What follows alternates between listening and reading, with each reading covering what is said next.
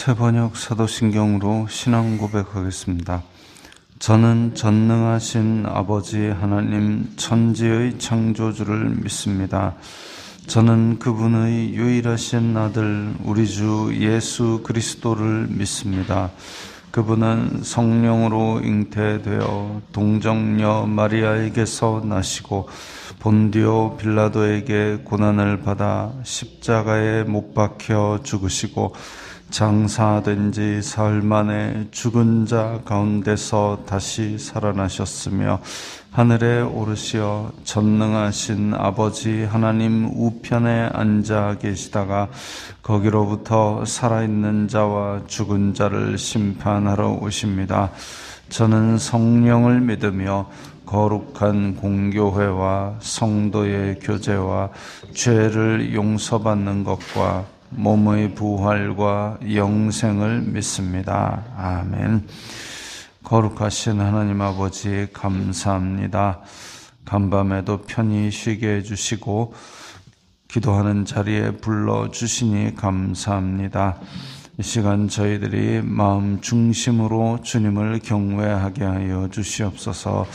예수님 이름으로 기도드리옵나이다. 아멘. 찬송가 200장입니다.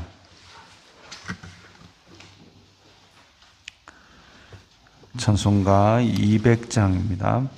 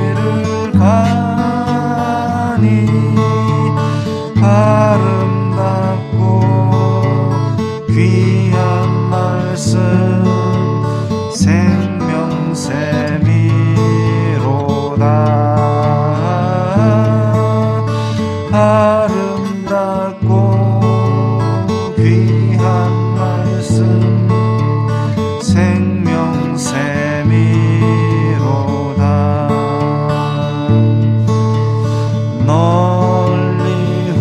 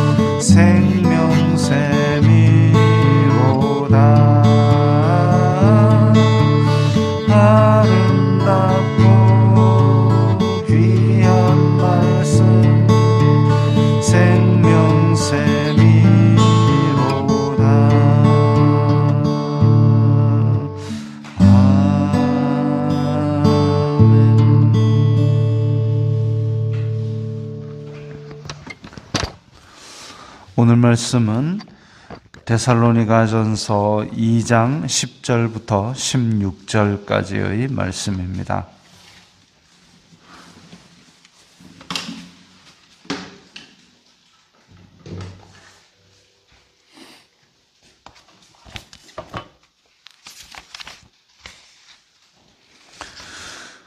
데살로니가전서 2장 10절부터 16절까지의 말씀 함께 읽겠습니다.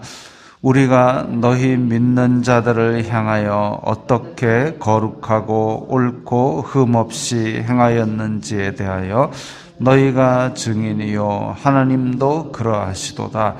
너희도 아는 바와 같이 우리가 너희 각 사람에게 아버지가 자기 자녀에게 하듯 권면하고 위로하고 경계하노니 이는 너희를 부르사 자기 나라와 영광에 이르게 하시는 하나님께 합당히 행하게 하려 함이라. 이러므로 우리가 하나님께 끊임없이 감사함은 너희가 우리에게 들은 바 하나님의 말씀을 받을 때에 사람의 말로 받지 아니하고 하나님의 말씀으로 받음이니 진실로 그러하도다. 이 말씀이 또한 너희 믿는 자 가운데서 역사하느니라.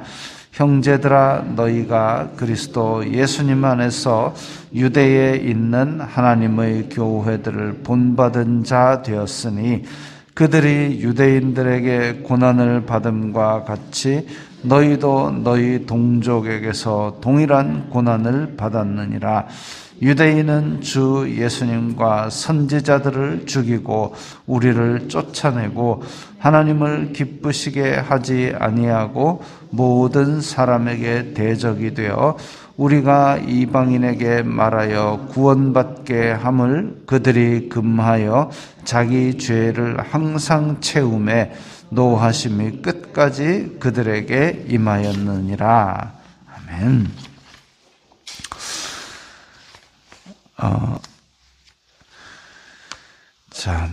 사도 바울은 너희 믿는 자들을 데살로니가 사람들에게 거룩하고 옳고 흠 없이 행하였다 그랬습니다. 앞에 보면은 그러니까 너희들 앞에서 어떠한 사람이 되었는지를 너희들이 안다는 이야기가 있습니다. 그래서 복음을 들고 갔기 때문에라도 더 조심하는 생활, 일상생활에서 조심하는 그런 사도 바울과 그 일행의 모습을 볼 수 있습니다. 일반 생활 가운데서도 거룩하고 옳고 흠 없이 행하기 위해서 애를 쓴 것이죠. 그리고 그것들을 누가 봤느냐 하면 데살로니가 성도들이 익히 보아왔습니다. 그 다음에 하나님도 그러하시도다. 그 사람에게 보이려고 그냥 거칠에만 꾸민 것이 아니라 하나님 앞에서 행하듯이 하나님께서 내 앞에 계신다는 생각으로 거룩하고 옳고 흠 없이 행하기 위해서 애를 썼다는 거죠. 너희가 증인이요 하나님도 그러하시도다. 이 구약의 율법에서 증인은 둘 이상을 세워야 된다 그랬는데 사도 바울 일행이 거룩하고 옳고 흠 없이 행한 데 대해서는 데살로니가 성도들도 증인이고 하나님도 그러하시도다. 즉 이것은 증거에 의해서 증명되는 사항이다. 거룩하고 옳고 흠 없는 생활들을 해왔다라는 것입니다. 그리고 사도 바울이 데살로니가에 가르쳤던 것은 권면하고 위로하고 경계하였다. 마치 아버지가 자녀에게 하듯, 즉 이 데살로니가 성도들의 믿음과 일상생활을 책임진 사람처럼 가르쳐 왔다라는 겁니다. 권면하고 위로하고 경계하였다. 이게 이제 권면만 하게 되면 사실상 그 구속력이 좀 없습니다. 우리나라에도 그런 법들이 몇 가지 있죠. 그래가지고 신고를 하거나 이렇게 민원을 넣었을 때 그렇게 해도 처벌할 법이 없습니다. 뭐 이런 얘기 있습니다. 그러니까 뭔가 잘못된 걸 발견했을 때에 그것을 제재할 구속력이 있어야 되는데 그러지 못한 경우가 있습니다. 권면이 마치 그런 것이죠. 성도들이 마땅히 행할 바를 권면을 하여도 사실상 그것이 구속력이 없는 경우도 있습니다. 그러나 또 한편으로는 경계, 그런 것들은 절대 행해서는 안 된다라는 그런 강력한 경계함도 필요하고, 또 한편으로는 성령의 위로, 그 상한 마음을 회복시키는 그런 마음도 필요합니다. 왜냐하면 이 시대는 믿는다는 사실 그 하나만으로도 많은 고난을 당하던 시기였기 때문입니다. 뒤에 또 다시 한번 나오니까 그때 언급하고요. 12절에 하나님의 나라와 하나님의 영광에 이르게 하시는 하나님께 합당히 행하게 하려 함이라. 이게 모든 일상생활에서 거룩과 경건을 연습하는 목적입니다. 우리에게 하나님께서는 그 나라와 영광이라는 은혜를 주셨습니다. 그러면 우리는 받았으니까 아무렇게도 살아도 되느냐? 그게 아니라 그 나라와 영광에 합당하게 행해야 되겠죠. 하나님의 나라에 들어갔다는 사람, 하나님의 영광을 가졌다는 사람이 왜 저 모양이냐? 이건 문제가 있지 않겠습니까? 그래서 하나님의 나라와 영광에 이미 주신 그 나라와 영광에 합당하게 행하려는 우리의 마음, 우리의 노력은 필요한 것입니다. 항상. 그래서 사도 바울도 예수 그리스도를 직접 만나는 은혜를 맛보았음에도 불구하고 죽을 때까지 그야말로 목표를 향해 달려가는 삶을 살았던 것이죠. 나라와 영광에 합당하게 행하는 것, 그 모습은 거룩하고 옳고 흠 없이 행하는 것, 그것이 굉장히 중요합니다. 또 13절 저 뒤에 보면, 그러면 그렇게 우리가 노력만 한다고 되느냐? 우리의 힘으로는 되지 않는데, 여기 보면 하나님의 말씀으로 받음이니 믿는 자 가운데서 역사한다 그랬습니다. 즉 선포되는 하나님의 말씀을 그냥 들리는 사람의 교훈으로 받는 것이 아니라 이것이 하나님께서 나에게 주시는 말씀이다 라고 생각하고 그렇게 받아들였을 때에 믿는 자 가운데서 역사하는 것이죠. 그 말씀이 우리 속에서 원동력을 가지고 능력을 발휘하는 것입니다. 믿는 자, 그게 아니라 그냥 그냥 들리는 교훈이지 좋은 말씀이야. 이렇게 해서는 그 말씀이 우리 가운데에 제대로 뿌리 내리지 못합니다. 하나님의 말씀으로 받아들일 때에 그것이 우리 가운데서 정말 성령의 능력으로 나타나는 것이죠. 하나님의 나라와 영광에 합당히 행하려면 하나님의 말씀이 우리 속에서 성령의 능력으로 작용하는 그것이 필요합니다. 14절 보면 이때에 닥치는 어려움이 있습니다. 형제들아, 유대에 있는 하나님의 교회를 본받은 자 되었으니, 유대 땅, 이스라엘 땅에 있는 하나님의 교회를 본받았다고 이야기합니다. 뭘 본받았느냐? 너희 동족에게서 동일한 고난을 받았느니라. 초대 교회, 예루살렘에 있던 유대인들의 교회는 유대인들이 핍박을 하고 유대인들이 괴롭히고 유대인들이 그렇게 고난을 주었습니다. 힘든 일이죠. 같은 동족인데, 같은 동족이고 같은 하나님을 믿는다고 생각하는 사람들이 더 악랄하게 그렇게 공격을 합니다.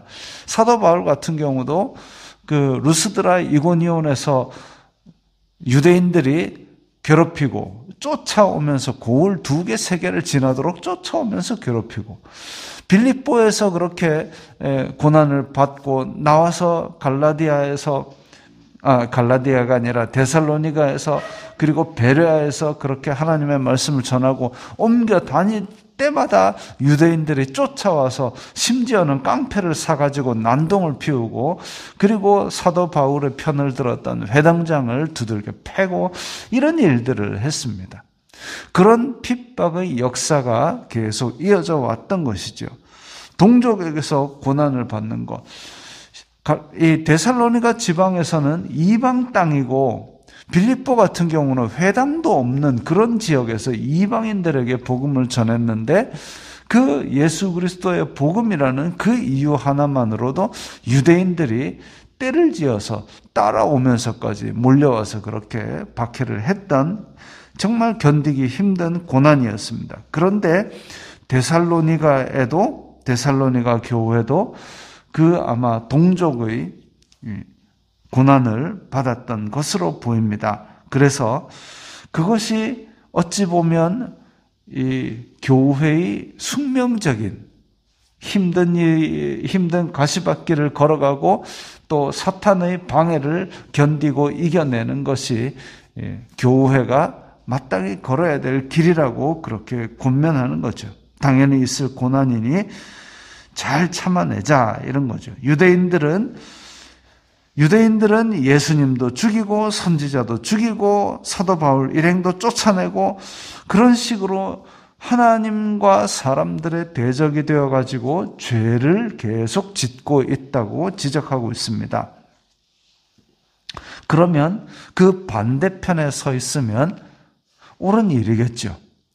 그래서 그렇게 유대인들이 고난을 주고 있는 것이 유대인들의 초대 교회에 있었는데 그와 똑같이 데살로니가 교회도 데살로니가인들에게 동족의 고난을 받고 있다니 우리가 그거 잘 견디자, 참아내자, 바른 길을 가고 있으니까 염려하지 말고 이겨내자 이런 권면을 하고 있습니다. 그 권면을 통해서 우리가 고난을 이겨낼 수 있는 힘도 어디서 얻느냐? 바로 하나님의 말씀에서 얻습니다. 하나님의 말씀으로 이 권면을 받을 때에 정말 우리가 지금 하나님의 바른 길을 가고 있구나라고 위안을 받지만 그것이 하나님의 말씀으로 생각하지 않는다면 사실 별 의미가 없죠. 세상에 좋은 얘기들은 많이 있습니다. 어려움을 이겨내고 꽃을 피우자, 나비가 되어 날아가자, 좋은 얘기들 많이 있죠. 그러나 그것들이 나에게 의미가 없는 사람이 한다면 아무런 위안이 되지 않습니다. 반면에 나에게 의미가 있는 사람이 나에게 위로와 권면의 말씀을 한다면 의미가 있죠. 근데 거기서 한술 더 넘어서서 하나님께서 우리에게 직접 하시는 말씀이고 하나님께서 우리에게 성령님께서 우리 마음속에 두기로 하신 말씀이라면 그것이 얼마나 힘이 되겠습니까? 그런 것이죠. 그래서 이 말씀, 우리가 아까 찬송가 한 대로 아름답고 귀한 말씀이 하나님의 말씀으로 우리가 받을 때에 그것은 우리에게 생명의 샘이 되어서 어려움을 견딜 수 있고 정말 광야에서 생수와 같은 그런 능력이 될 것입니다. 그런 능력 가운데서 우리는 하나님의 나라와 영광에 합당하게 행하는 데 우리의 힘을 쏟아야 할 것입니다. 기도하겠습니다. 거룩하신 아버지 하나님 감사합니다.